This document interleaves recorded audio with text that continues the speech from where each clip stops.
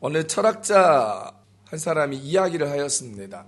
저울의 한쪽 편에 세계를 실어놓고 저울의 다른 쪽 한편에 나의 어머니를 실어놓는다면 세계를 실어놓은 쪽이 나의 어머니보다 훨씬 가벼울 것이다. 이렇게 말하였습니다.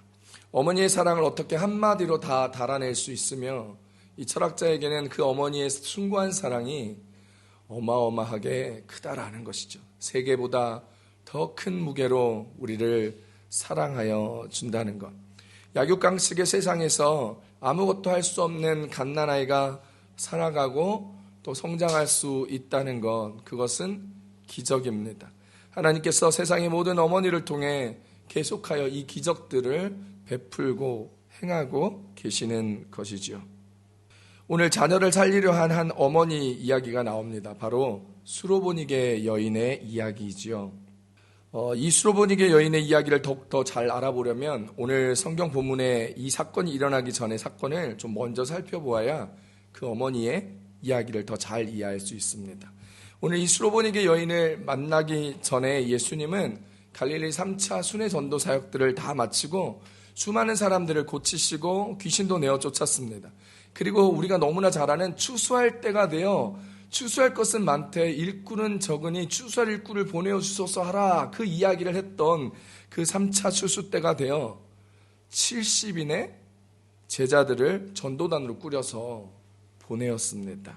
그 유명한 70인의 전도단을 보내고 나서 그 즈음에 그때에 세례요한이 헤롯 왕에게 참수되는 사건이 발생합니다.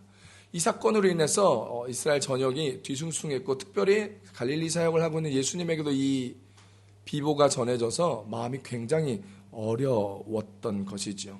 세례요한이 죽은 후로 세례요한을 따르던 많은 무리들이 예수님을 더욱 따라다니게 되어 예수님의 그런 공동체는 더욱더 왕성해져서 이제 바리새인들과 서기관, 유대의 기득권자들이 위협을 충분히 느끼기에 합당할 만큼 큰 세력들이었습니다. 그리고 나서 전도하였던 70인의 전도단들이 돌아와 예수님에게 전도의 보고를 하였고 수많은 영혼들이 주님께 돌아왔던 것들을 기쁨으로 보고하였습니다.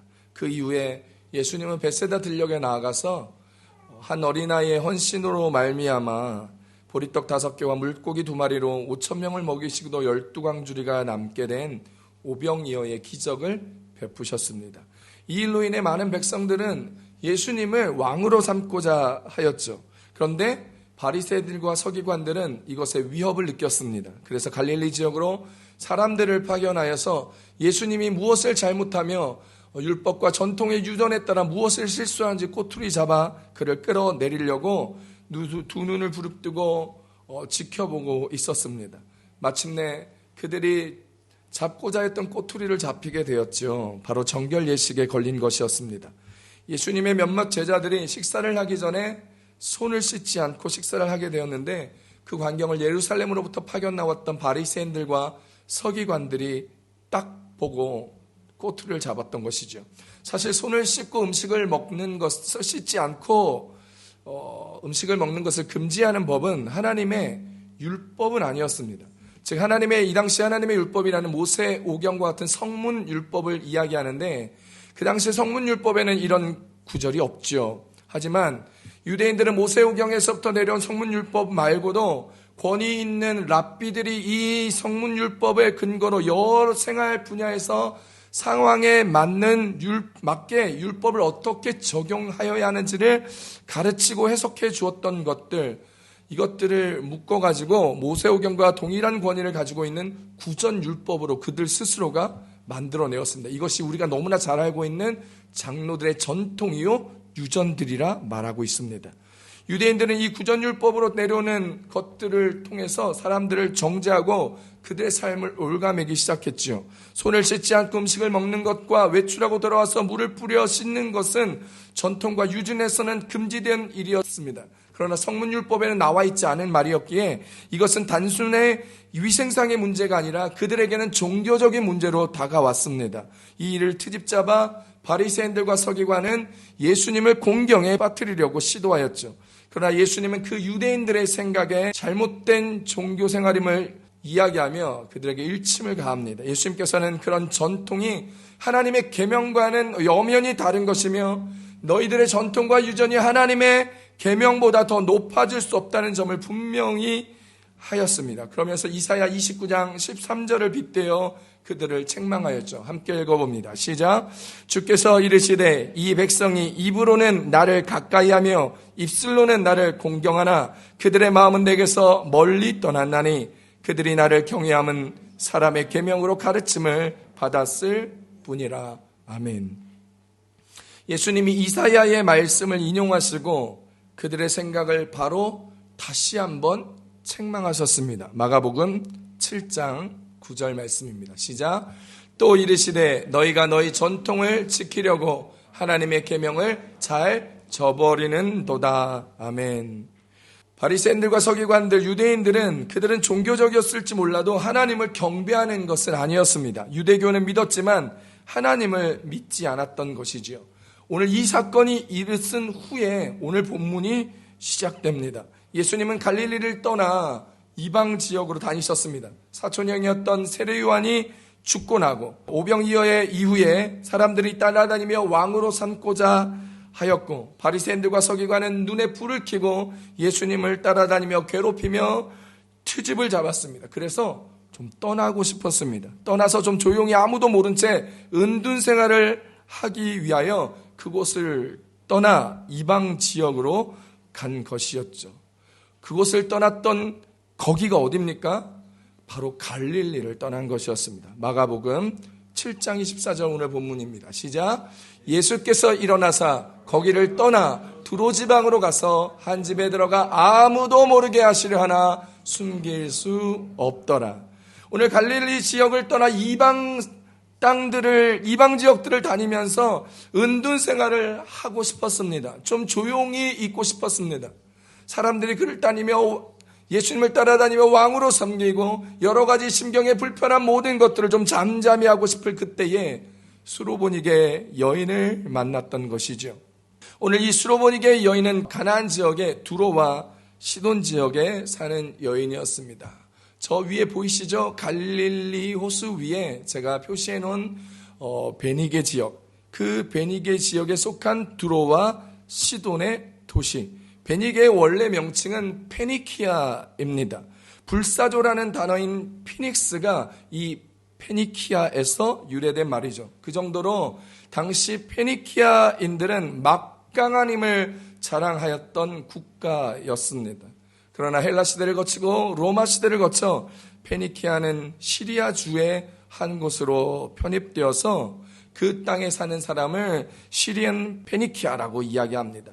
한글 성경에는 그 시리안 페니키아를 수로보니게라고 음역하고 있습니다. 왜냐하면 시리아가 헬라어로 시로입니다. 그래서 이 베니아 지역, 시리아 베니아 지역을 수로보니게라고 음역하면서 오늘 우리 가운데 이야기하죠. 자, 그럼 딸의 귀신 들린 것을 고치고자 간절한 마음으로 주님 앞에 나아갔던 그 어머니의 마음으로 나왔던 수로보니게 여인. 오늘 성경은 예수님께서 이방인이었던 이 수로보니게 여인을 향하여 내 믿음이 크도다라고 칭찬하였습니다.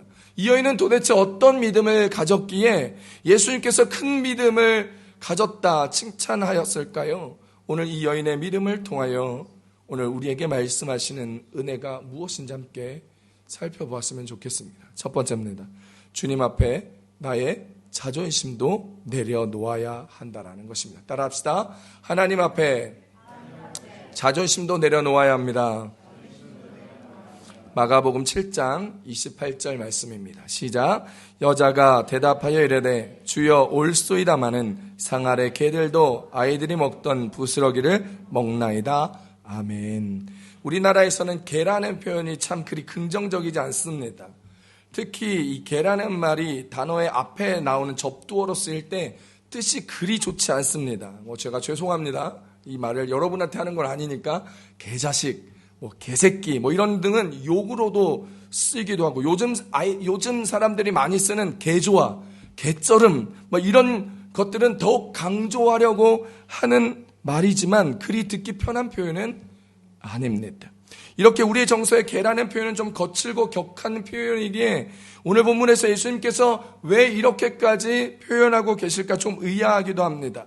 오늘 본문의 이 사건 전에 예수님께서 그 어떤 사람들의 요청에도 싫다 거절하신 적이 없습니다. 언제나 사랑으로 사람들을 고치시고 필요를 채워주셨습니다. 배고픈 사람들에게 배를 채워주셨고 귀신도 쫓아내어 주셨고 병도 고쳐주셨습니다. 그런데 이 수로보니게 여인에게는 왜 예수님께서 이렇게까지 하실까요? 마가복음 7장 27절입니다. 시작. 예수께서 이르시되 자녀로 먼저 배불리 먹게 할지니 자녀의 떡을 취하여 개들에게 던짐이 마땅치 아니하니라. 만약 여러분이 이 자리에 있었던 두로 사람들 중에 한 사람이었다면 이 상황을 어떻게 느끼셨을까요? 아이고 예수님 딱 맞는 말씀하셨네요. 저희가 개입니다. 이렇게 말씀하셨을까요? 그렇지 않습니다. 아니 예수님 구원자 메시아로 오셨다면서 어떻게 우리에게 그 비인격적인 이야기를 하실 수 있어요? 라고 생각하시거나 말할 것입니다. 예수님은 이 여인을 비롯한 두로와 시돈 사람 모두에게 너희는 개라고 말하는 상황 아닙니까? 여러분이 만약 이 여인이나 두로 사람이었다면 화가 많이 났을 겁니다. 아니 지금 우리 보고 개라고? 당신이 뭔데 우리한테 개라는 거야? 당신 예수든 말든 메시아든 말든 구원이든 말든 필요 없으니 당신 같은 사람 필요 없으니 나가시오! 라고 화를 내거나 혹은 그 자리를 박차고 떠나버리지 않았겠습니까? 그런데 여기서 놀라운 것은 이 여인의 반응입니다. 그 여인 보고 개라고 지칭하였는데 그 여인은 이렇게 얘기하죠. 한 번 더 읽어봅니다. 마가복음 7장 28절입니다. 시작. 여자가 대답하여 이르되 주여 올소이다마는 상 아래 개들도 아이들이 먹던 부스러기를 먹나이다. 아멘. 참 놀라운 일 아닙니까? 여기서 주여 올소이다마는 이 말이 무슨 말입니까? 주님 맞습니다. 저는 개입니다. 라는 말입니다. 참 놀라운 대답입니다. 정말 제정신으로 하는 말일까라고 생각할 수도 있습니다. 자존심도 없어 보이는 모습입니다. 어떻게 그런 모욕을 당하고도 자신이 개라고 버젓이 다시 이야기하고 인정할 수 있단 말입니까? 그런데 이 여인의 고백이 도대체 어떤 믿음의 고백이었기에 예수님은 이 여인의 소원을 들어주셨을까요? 사복음서에 보면 예수님께서 믿음을 칭찬한 장면이 딱 두 군데 나옵니다. 그 첫 번째는 가버나움의 로마 백부장을 칭찬했던 부분입니다. 마태복음 8장 10절입니다. 시작. 예수께서 들으시고 놀랍게 여겨 따르는 자들에게 이르시고 내가 진실로 너희에게 이르노니 이스라엘 중 아무에게서도 이만한 믿음을 보지 못하였노라. 아멘. 예수님이 이 로마 백부장을 고백을 듣고 깜짝 놀라셨습니다. 이 로마 백부장의 믿음은 예수님도 놀라게 하는 믿음이었습니다. 하나님을 믿는 하나님의 백성, 하나님의 선택한 민족 이스라엘 앞에서 그 중 누구에게도 발견하지 못했던 이 믿음이 이방인 로마 백부장에게 보았다는 것입니다. 이 얼마나 놀라운 칭찬입니까? 두 번째로 예수님께서 칭찬했던 믿음이 바로 오늘 본문의 수로보니게 여인의 믿음이었습니다. 마태복음 15장 28절 동일한 본문인데요. 시작. 여자여 내 믿음이 크도다. 내 소원대로 되리라. 아멘. 자기가 개라는 것을 인정했을 뿐인데 그게 무엇이 대단해서 예수님은 이 여인의 믿음이 크다고 칭찬하시며 그의 소원을 이루어지며 그의 딸을 낳게 하였을까요? 이것이 매우 중요합니다. 여러분 우리 같으면 절대로 주님 맞습니다. 저는 개입니다 라고 얘기할 수 없습니다. 우리 같으면 주님이 개라고 얘기했을 때 화가 나서 그 자리를 떠나고 박차고 예수님하고 맞짱 뜨자고 얘기할 정도로 자존심이 상하는 사람들이 상당히 많을 것입니다. 이 여인의 믿음이 이토록 놀라웠던 것은 이 말을 한 예수님의 마음을 보았기 때문입니다. 이 말을 한 예수님의 뜻을 깨달았기 때문입니다. 예수님의 말씀이 자기를 모욕하는 것이 아니라 오히려 자기에게 주님의 사랑을 주고 있음을 깨달았던 점입니다. 바로 이것이 그녀의 위대한 믿음이죠. 유대 전통으로 볼 때 개는 굉장히 부정한 존재입니다. 그렇지만 그 당시 헬라 문화에서는 조금 다릅니다. 헬라 문화에 영향을 받았던 사람들은 개를 애완용으로 집에서 키우기도 했습니다. 그러니까 지금 이 수로보니게 여인에게 얘기했던 이 장소가 어디입니까? 베니게 지역, 페니키아 지역. 그 지역은 바로 이방 지역, 헬라의 문화권이 있었던 지역입니다. 이 여인도 그리스 혈통, 헬라권 혈통이라 바로 거기서 예수님께서 말씀하시는 개의 의미를 깨닫게 되었던 것이죠. 사실 예수님은 이방인들의 구원을 받을 수 없는 부정한 존재라서 너희는 개다라고 말씀하신 것이 아니었습니다. 유대인들에게 먼저 복음이 전해지고 나서 그리고 너희들에게 복음을 전할 거야 라는 말씀이었지요. 유대인들에게 먼저 전해지겠다 하신 말씀은 사도행전 1장 8절에서도 우리는 찾아볼 수 있습니다. 시작. 오직 성령이 너희에게 임하시면 너희가 권능을 받고 예루살렘과 온 유대와 사마리아와 땅끝까지 이르러 내 증인이 되리라 하시니라. 아멘. 복음이 유대에 전해졌고 오순절 성령 강림 이후에 예루살렘 교회가 이루어졌고 예루살렘 교회에서 교회가 넘치도록 큰 교회가 되었을 때에 스데반 집사가 죽고 나서 그 파장으로 말미암아 많은 집사님들이, 많은 사도들이 다른 곳으로 나아가며 사마리아의 교회를 개척하였고 수리 안디옥 교회를 개척하였고 다소에도 교회가 개척되었고 선교팀이 나아가기 시작하여 바울의 1차, 2차, 3차 선교 여행을 통해서 갈라디아 교회, 데살로니가 교회, 빌립보 교회, 고린도 교회, 로마 교회 많은 교회들이 개척되며 오늘 말씀처럼 예루살렘과 온 유대와 사마리아와 땅끝까지 이르러 차례대로 복음이 전파되며 교회가 개척되어지는 것을 우리는 이미 성경을 통해서 알고 있습니다. 그러니까 27절에 성경에서 이야기했던 이 여인에게 예수님이 이야기했던 이 먼저라는 단어, 여러분 한번 27절 다시 한번 보실까요? 한번 읽어봅니다. 시작. 예수께서 이르시되 자녀로 먼저 배불리 먹게 할지니 자녀의 떡을 취하여 개들에게 던짐이 마땅치 아니하리라. 예수님은 먼저 이 이야기를 수로보니게 여인에게 할 때 먼저라고 이야기하였습니다. 예수님의 말씀을 들은 많은 두로 사람들은 개라는 말에 초점이 맞춰지고 기분이 나빠졌을 것입니다. 그런데 오늘 우리는 이 성경을 읽을 때 개라는 단어보다 먼저라는 단어를 더 크게 읽고 이해해야 합니다. 예수님을 따랐던 제자들과 사람들도 이방인들을 개로 지칭했을 때 어쩌면 속으로 맞다 그랬을 수도 있습니다. 어떤 사람들은 키득키득 웃는 사람이 있었을 수도 있습니다. 그러나 이 여인은 개라는 곳에 꽂히지 않았고 먼저라는 단어에 귀가 번쩍 뜨였을 것입니다. 아, 예수님께서 지금 내가 말씀하고 간절히 요청하는 것을 거부하고 나를 무시하는 것이 아니라 하나님을 믿는 믿음을 나에게 요구하며 하나님께서 일하려 하시는구나 깨달은 것이죠. 예전에 한 목사님이 부흥회에서 이 본문의 말씀, 이 수로보니게 여인의 본문의 말씀을 이야기하다가 이렇게 예배당에서 성도들한테 선포했다는 거예요. 성도 여러분, 오늘 본문처럼 이렇게 여러분은 다 개 같은 성도입니다. 우리는 전부 다 개 같은 존재입니다. 하지만 그런 개 같은 우리를 예수님이 오셔서 구원하시고 존귀한 보배로 만들어주셨습니다 라고 말씀하셨어요. 그랬더니 부흥회에 참석했던 그 교회 한 집사님이 그 부흥사 목사님이 자신을 개 같은 성도로 말했다고, 개 같은 성도라고 말했다고 시험에 들어서 교회를 안 나오는 거예요. 왜냐하면 자기 집에 개 2마리를 키우는데 화가 나고 열받으면 그 키우는 개들을 발로 차고 몽둥이로 때리며 밥을 주면서도 그냥 먹다 남은 밥 찌끄러기만 늘 주니까 자기가 키우는 개 자체가 존재가 자기에게 너무나 초라한데 자기를 개 같은 성도라고 말하니까 그 자기가 키우던 개와 자기가 오버랩이 되면서 너무너무 기분 나쁘고 화가 났다는 거예요. 나를 이런 개 같은 성도라고 했다고 그러면서 집에 가서 또 그 개를 발로 차고 때렸다는 것이죠. 목사님이 교회를 나오지 않는 이 집사님이 너무 안쓰러워서 신방을 갔습니다. 이런저런 이유로 자기는 교회를 못 나겠다는 것입니다. 목사님께서 이 이야기를 다 들으시고 집사님에게 그런 집사님을 구원하러 오신 분이 바로 예수님입니다 라고 말씀을 전해 주시고 기도를 하고 돌아가셨다는 거예요.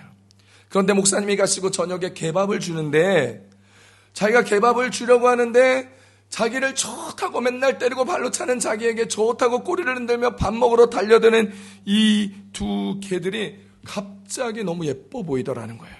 그래서 자기도 모르게 밥을 주다가 밥을 먹는 이 개들을 끌어안고 엉엉 울었다는 거예요. 이 개들도 사랑스러워 보이는데 주님은 개 같은 나를 얼마나 사랑하실까라는 생각이 들어 펑펑 울고 회개하고 열심히 교회를 다녔다는 이야기입니다. 처음에는 개 같은 성도의 개만 들려 교회를 안 나갔는데 나중에는 개가 아닌 나를 사랑해 주시는, 개조차 사랑해 주시는 주님이 그의 눈앞에 보이게 된 것입니다. 그래서 주님이 보여 다시 교회를 열심으로 섬기게 되었다는 것이죠. 이 수로보니게 여인이 그랬습니다. 어쩌면 개라는 것에 흥분하여 자존심 상하고 너무너무 화가 나 딸이 아픈 것도 팽개치고 예수님 멱살 잡고 싸울 수도 있었지만, 이 여인이 살았던 이 지역에서 그 어떠한 것으로도 딸을 고칠 수가 없었기에 그는 개라는 단어보다 바로 먼저라는 단어에 귀가 뜨여 먼저 이스라엘 백성에게 복음이 전해지면 나에게 하나님의 은혜가 오겠다라는 생각이 들었습니다. 살아계신 하나님을 믿는 믿음. 이 수로보니게 여인이 살았던 지역이 어디입니까? 바로 두로와 시돈 지역입니다.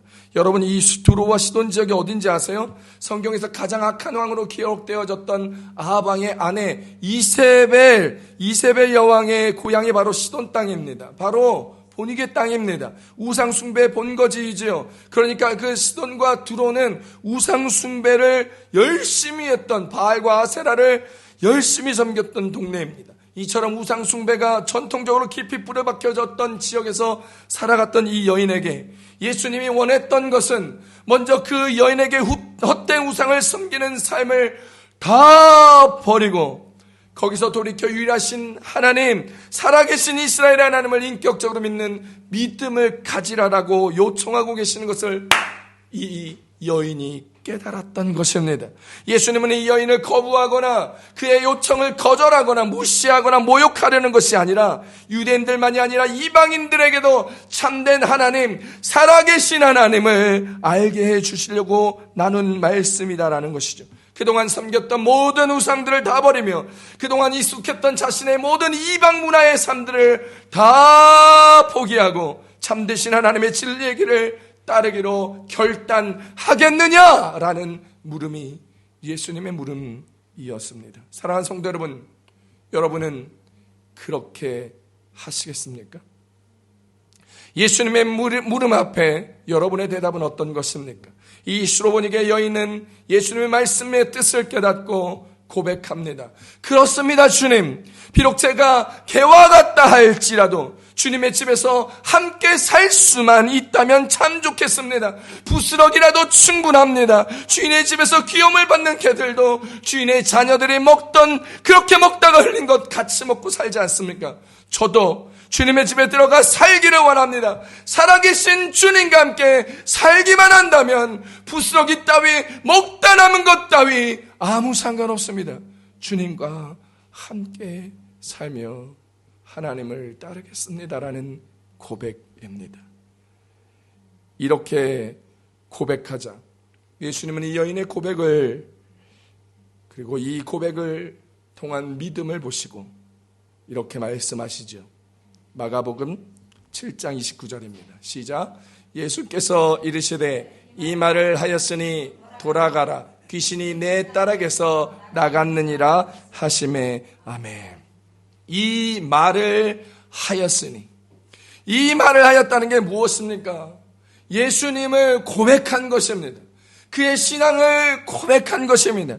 이 말을 하였으니, 이 고백이 너무 놀라워 예수님이 칭찬하시고 큰 믿음을 가졌다 이야기하시는 것입니다. 내 믿음이 크도다.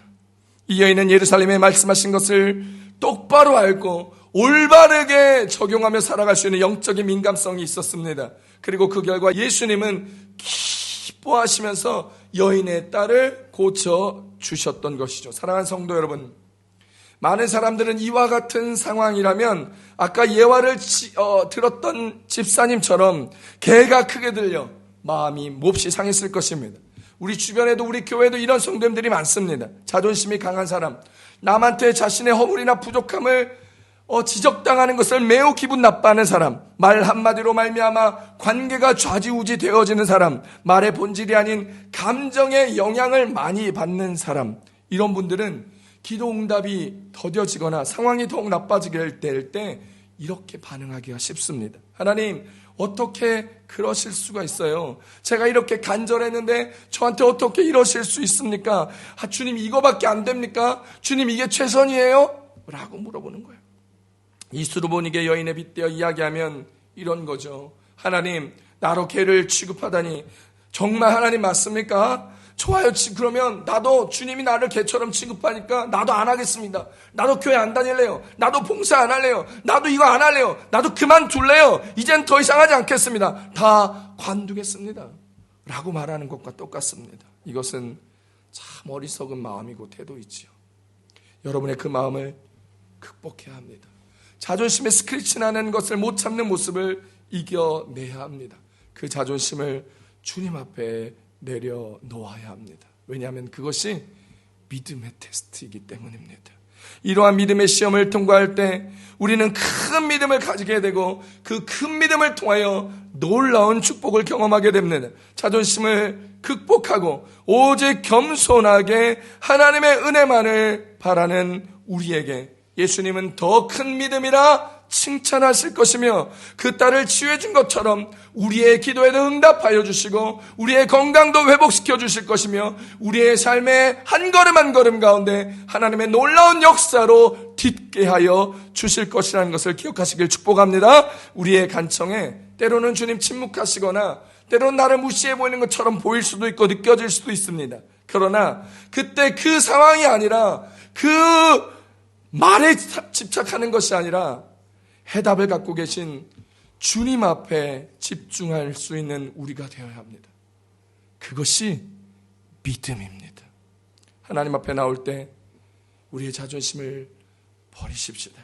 그래야 나의 기도가 응답되고 하나님의 뜻이 나를 통하여 이루어지는 것이지요. 어떠한 어려움이 있어도 겸손과 인내로 주님을 경배하며 주님 앞에 서십시오. 주님이 우리에게 요구하는 것은 믿음이고 이 믿음만이 오직 주님을 기쁘시게 할 수 있다는 사실을 기억해야 합니다. 히브리서 11장 6절입니다. 시작. 믿음이 없이는 하나님을 기쁘시게 하지 못하나니 하나님께 나아가는 자는 반드시 그가 계신 것과 또한 그가 자기를 찾는 자들에게 상 주신이심을 믿어야 할지니라. 아멘. 오늘 이방 여인에게 여자여 내 믿음이 크도다 내 소원대로 되리라라고 하는 이 말씀이 저와 여러분에게도 들려지고 저와 여러분의 삶에서 이 믿음의 소원이 이루어지는 역사를 경험하게 되기를 우리 주 예수님의 이름으로 축복합니다. 축복합니다. 두 번째 주신 은혜는 간절히 계속하여 간구하는 믿음이 큰 믿음이라는 것입니다. 따라 하십시다. 간절히 계속해서 간구하는 믿음이 큰 믿음입니다. 마가복음 7장 26절입니다. 시작. 그 여자는 헬라인이요 수로보니게 족속이라 자기 딸에게서 귀신 쫓아내 주시기를 간구하거늘. 아멘. 이 수로보니게 여인에게는 귀신 들린 딸이 하나 있었습니다. 여러분, 이 두로와 시돈 지역의 베니게 지역에 있었던 이 여인, 여러분 이 지역은 유대, 갈릴리, 예루살렘 지역에 비하여 월등히 경제력이 높은 지역입니다. 특별히 두로와 시돈은 항구가 있는 곳이어서 많은 무역이 있었고 정말 경제가 활성화되어 있는 곳이었죠. 자신의 경제력으로도 지식으로도 어떻게 할 수 없는 문제, 바로 딸이 아픈 문제를, 자식이 아픈 문제를 겪고 있는 여인이었습니다. 의학으로도 고칠 수 없고 그렇다고 포기할 수도 없고 이러지도 저러지도 못하는 처지에 예수님께서 자기의 동네를 지나간다라는 소문을 듣게 된 것이었죠. 마태복음에서 그녀가 예수님을 찾는 장면이 더욱더 생생하게 기록되어져 있습니다. 예수가 그 지역에 왔다는 소식을 들은 이 여인은 처음으로 예수님 앞에 소리질러 도와달라고 외칩니다. 마태복음 15장 22절입니다. 시작. 가나안 여자가 그 지경에서 나와서 소리질러 이르되 주 다윗의 자손이여 나를 불쌍히 여기소서 내 딸이 흉악하게 귀신 들렸나이다 하되. 이 수로보니게 여인이 예수님 앞에 나아가 소리질러 외쳤습니다. 내 딸이 흉악하게 귀신이 들렸습니다. 불쌍히 여기시고 좀 고쳐주십시오. 그러나 예수님은 아무 대답도 하지 않았습니다. 여자는 아무 대답도 하지 않은 예수님 앞에 계속하여 부르짖고 있는데 예수님은 모르세로 일관하였습니다. 그러자 제자들이 나섰죠. 예수님, 여자가 시끄럽게 계속 소리치고 있으니까 대충 여자의 손을 좀 들어주시고 좀 돌려보내주시면 안 될까요? 라고 얘기하자 예수님은 제자들에게 이렇게 얘기했습니다. 나는 이스라엘의 집에 잃어버린 양 외에는 다른 데로 보내심을 받지 않았노라. 예수님께서는 그녀의 소원을 들어줄 생각이 없어 보입니다. 그러자 제자들도 더 이상 이야기하지 않고 잠잠했습니다. 그런데 이런 예수님의 무시에도 불구하고 여자는 물러서지 않았습니다. 이 여자는 더욱 소리를 높여 지르며 두 번째로 예수님 앞에 간청합니다. 주여, 저를 도와주소서. 마태복음 15장 25절을 쉬운 성경으로 읽어봅니다. 시작. 그때 그 여자가 예수님께 와서 절을 하고 간청했습니다. 주님, 도와주십시오. 이렇게 끈질기게 원하는 여인에게 예수님께서는 아까 우리가 보았던 비수를 꽂는 말씀을 하십니다. 자녀의 떡을 취하여 개들에게 던짐이 마땅치 아니하다고 말입니다. 지금 예수님이 그저 자기 딸을 고치러 온 이 연약한 이방 여인에게 개라는 표현을 써가면서까지 그녀의 인격을 무시하고 있는 것처럼 보입니다. 가난한 여자를 괴 취급하는 것처럼 보입니다. 불쾌하다는 표현으로는 모자라 여인의 마음에 큰 상처를 주었고 아마 어쩌면 마음이 무너졌을지도 모릅니다. 뭐 저런 사람이 있을까 했을지도 모릅니다. 그런데 그 여인은 그런 마음을 갖지 않고 놀랍게도 그 여자는 물러서지 않았습니다. 세 번째, 이 여인은 예수님 앞에 나아가 도와달라 간구합니다. 마태복음 15장 27절 쉬운 성경입니다. 시작. 그 여자가 대답했습니다. 그렇습니다, 주님. 그러나 개라도 주인의 식탁에서 떨어진 음식 부스러기는 먹습니다. 아멘. 어떻게 이 순간에 이런 이야기를 할 수 있을까요? 무시당하고 자존심 상하고 핍박당하고 지금 이 여인에게 필요한 것, 딸 치료하는 것만 아니었다면 다 때려치고 신발 벗어 던지고 나아갔을 것인데 그녀가 지금 주님 앞에 부탁하고 있는 것은 딸에 대한 치료였습니다. 주님 앞에 자존심을 내려놓고 자식을 위하여 간구하는 것을 이루어줄 분이 예수님밖에 없다는 것을 알기에 그저 자존심 상해도 그저 좀 어려운 일이 있어도 계속해서 소리질러 부르짖고 간청하며 기도하며 또 기도했던 것입니다. 자기의 자존심, 지금 딸 때문에 주님 앞에 다 내려놓고 있는 것입니다. 그 마음이 예수님 앞에 읽혀졌습니다. 그러자 예수님이 더 이상 지체하지 아니하시고 이 여자를 칭찬하시며 그녀의 소원을 이루어 주셨습니다. 사랑하는 성도 여러분, 내가 어떻게 할 수 없는 문제, 내가 마주한 큰 벽, 내 삶의 짐 때문에 버겁고 힘이 드십니까? 기도하는데 응답이 더디십니까? 뭔가 큰 해결책이 한 번에 떨어지지 않습니까? 앞날이 캄캄하여 어떻게 해야 할지 솔루션이 없어 보입니까? 그때 더 간절히, 지금보다 더 간절히 한 번 더, 또 한 번 더 예수님 앞에 매달려 기도하시기를 축복합니다. 왜요? 왜 그래야 할까요? 그 길밖에 없기 때문입니다. 예수님밖에 솔루션이 없기 때문입니다. 주님밖에는 다른 방법이 없기 때문입니다. 사랑하는 성도 여러분, 죽을 병에 걸려 그 병에 대하여 가장 유능한 의사를 소문으로 듣고 그 병원에 갔습니다. 그런데 가보니까 그 시설이 내가 생각했던 병원의 대단한 하이테크놀로지의 그런 병원이 아니었다고. 병원 때려치고 나갈 겁니까? 의사 안 만나보고 나갈 겁니까? 아니, 여기 모여있는 환자들이 다 수준이 그만하고 다 병자들이라 아이고 나랑 수준이 안 맞네라고 갈 겁니까? 꾹 참고 의사를 만났는데 그 의사가 말투가 친절하지 않고 거슬린다고 해서 그 의사가 형편없이 자기를 대한다고 해서 그 병원에서 욕하고 나올 것입니까? 여러분 정말 저 의사가 내 병을 고쳐줄 수 있는 환자라고 믿는다면 아무리 그래도 그 자리를 박차고 나올 사람 아무도 없을 것입니다. 그런데요, 교회는 참 이상하죠.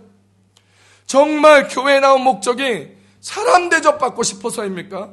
여러분 좋은 시설에서 안락하게 에어컨 틀어놓고 있고 싶어서입니까? 자기랑 수준 맞는 사람, 관심사가 같은 사람과 같이 예배하고 예배 후에 교제하고 골프 치려고 그 사람 만나기 위해서 교회 오시는 것입니까? 아니잖아요.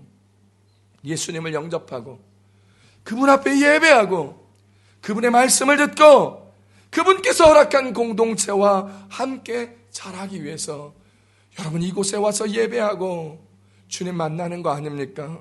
그런데 여러분 왜 이러고 계십니까? 돈을 벌기 위해 직장 생활하면 얼마나 자존심 상하는 일이 많습니까? 직장 상사가 종이를 집어던지고 모독적인 말을 해도 여러분 꾹 참고 다니지요. 왜요? 돈 때문에 그런 거 다 참아가면서 다니잖아요. 더러워도 배앓이 꼴려도 퇴퇴하면서 속으로 욕하면서도 다니잖아요. 그런데 내 구원을 위해서, 내 생명을 위해서, 내 영혼을 위해서 여러분의 자존심 그렇게 중요합니까? 여러분의 그렇게 편안함이 중요합니까? 여러분과 수준 맞는 사람이 필요합니까? 뭐 교회가 크고 작음이 필요하냐는 거예요. 여러분 우리는 어떤 마음으로 예배합니까? 우리는 어떤 마음으로 지금 와서 주님을 만나고 계십니까? 여러분은 어떻게 서 있으십니까? 여러분이 교회 나오는 목적이 무엇입니까? 여러분이 예수님을 믿는 목적이 무엇입니까? 내가 죄인이라 고백하면서 수준을 찾고 계십니까? 내가 죄인이라 고백하면서 나에게 말 잘하고 알랑방귀 끼는 사람들과 그런 설교를 원하십니까? 내가 죄인이라고 고백하면서 나에게 딱 맞는 것만을 찾고 계십니까? 사랑하는 성도 여러분, 그런 다른 모든 것이 마음에 들지 않더라도 꾹 참고 기다리며 주님 앞에 부르짖으며 기도할 수 있어야 합니다. 예수님은 그런 믿음을 보십니다. 그것이 바로 그 믿음이 바로 큰 믿음입니다. 그 믿음을 갖기를 오늘 성경은 우리에게 원하고 있는 것을 기억하시기 바랍니다. 심령이 가난한 자는 복이 있나니 천국이 저희의 것임이라 하였습니다. 간절히 기도하고 또 기도하는 여러분의 믿음이 오늘 큰 믿음이 된다는 사실을 기억하며 여러분 기도합시다. 어렵고 힘들 때 기도합시다. 자존심이 좀 상해도 기도합시다. 여러분이 구원받아야 하기에, 여러분의 자녀가 구원받아야 하기에, 우리 모두가 구원받은 백성이 되어야 하기에 오늘 우리 함께 믿음으로 기도하며 안 되면 간절히, 또 안 되면 또 간절히, 또 안 되면 열심으로 기도하며 주님의 이름으로 큰 믿음 갖는 여러분 되시기를 우리 주 예수님의 이름으로 축복합니다. 축복합니다. 이 시간 기도하십시다.